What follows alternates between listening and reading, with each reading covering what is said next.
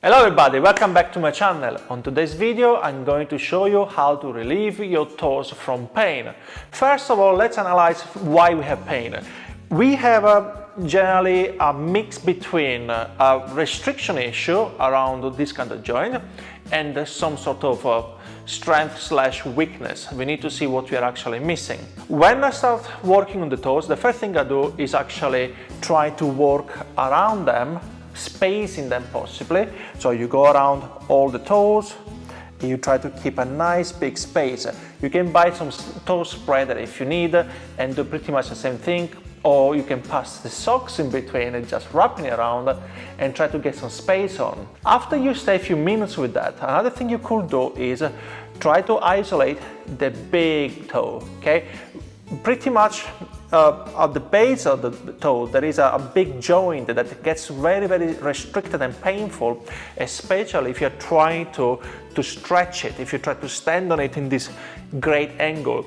Sometimes it hurts even by squatting, possibly not really often, but definitely hurts when you do lunges or when you hop, when you jump on it. And the first thing I will do is gently pulling it back, holding it for a few seconds, and then get the toes all the way down and pull it as well. And you keep doing that for a few minutes. You consider this being a sort of warm-up. After you're done with that, you do the same thing going externally now. So we are trying to get the toes outward. And you pull it, the big toe, and then try to squeeze it back in using a bit of strength now. So you want to squeeze the toe back in. You don't want to just push it back in. You want to pull it and then squeeze it back in if you can. It's going to feel weird at the beginning. You might experience some sort of cramping, which is not real cramp, it's actually muscle activation, but you're going to feel the muscle that is having some sort of trouble doing this exercise. Because it's so unusual and we don't use toes as we used to, we're going to experience this sort of pain. After we finish to warm our feet up seated, then we want to stand and start to give it a bit farther stretch, a bit more pressure. Now you want to go and apply a good amount of weight on the toes, hold it for a few seconds and relax. You want to do this a few times till you feel that you're actually increasing the range, when you feel that there is some difference. Remember, you are in pain, so you don't want to push to the point that you're going to actually make the pain worse. So find the right threshold that works for yourself and do not exceed that immediately, but build it up and slowly get to a greater range. Now that the toes are warm and stretched, we're gonna need to exercise them and increase the strength of the toes themselves. So we're gonna use a towel and we're gonna perform the toe curls. It's pretty much a grab and pull motion from your toes. So you wanna just take it back and roll the towel all the way back in.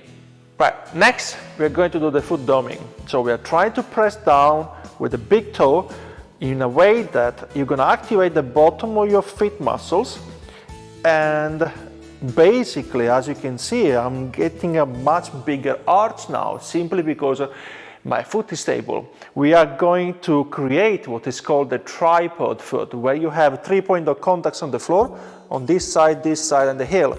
So you're gonna go down, press down on your toes. You don't wanna roll it in. You wanna just press down and get the activation around your foot and around your ankle.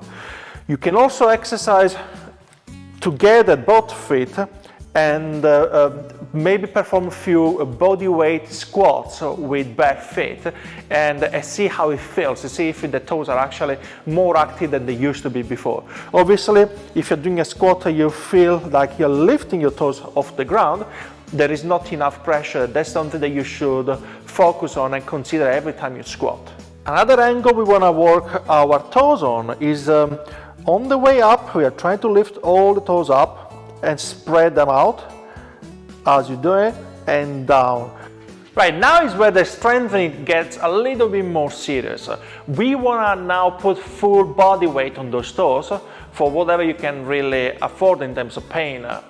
You don't want to having excruciating pain. You want to keep your pain on a level of from 1 to 10, let's say up to a 6, maybe 5, something that you can handle, something that you can control, something that doesn't really stop you training. Right, what we're going to do first is a few calf raises on the spot.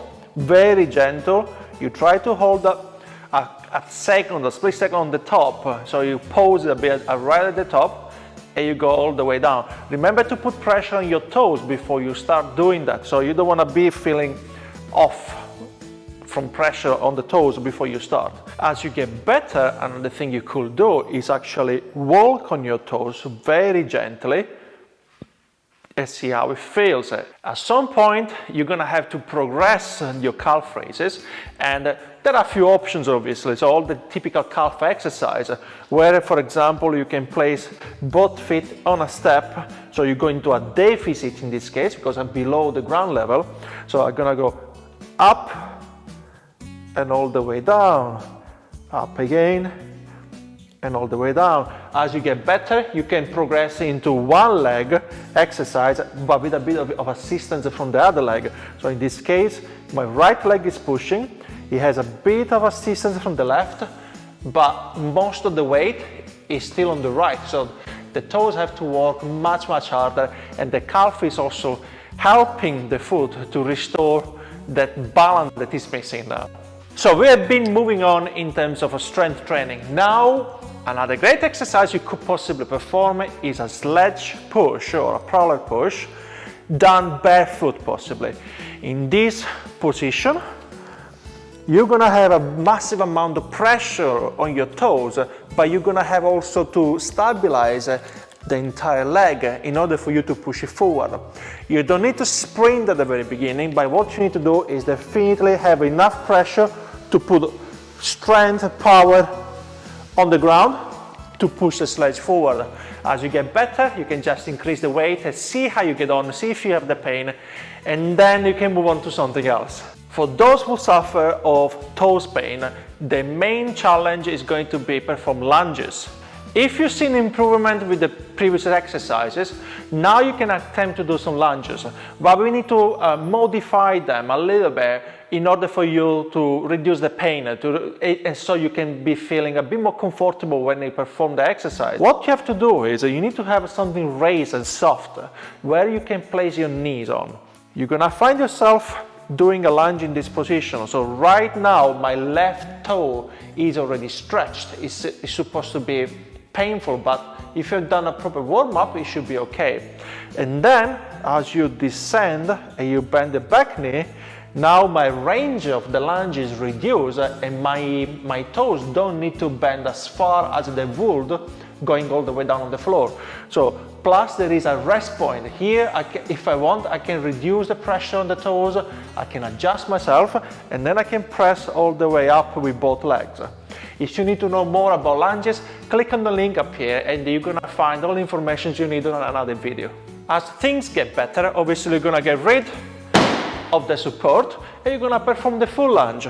So now you're gonna test if your toes are actually getting better, where they hurt. You want to reach as close as possible to the floor, but not completely down, because right now my toes is fully stretched, so you might be suffering there. So you want to reach more or less the level and come back up. Back lunges are the one that I prefer to start with, simply because it's easier to find the right balance, and it's easier also to descend and get the right angles at the beginning. And then you go all the way down. As you get better, then you can perform forward lunges all the way down and come back up. And also you could go for walking lunges. Again, those are progressions. We are not starting from here. So if you get better, then you can look into doing other exercises that will help your foot to get more stable. Plus you're gonna build some muscle mass around your legs. The last step you could go for, that's again a plus, is an extra, especially if you're into powerlifting or if you're doing a lot of barbell training. One of these guys can help you to reinforce your foot stability. How are you gonna do that? You're gonna put it on, and as I said a few exercises ago, you could try to get your toes jammed on the ground. You can see my arch is not much greater, and perform a squat really slow, concentrating on control. What this one does is just trying to teach the body to keep that tripod foot that we spoke about earlier on, and creates the stability around your ankles that help you to move more weight. That's it, that was the video for today, guys. Thank you very much for watching to this point.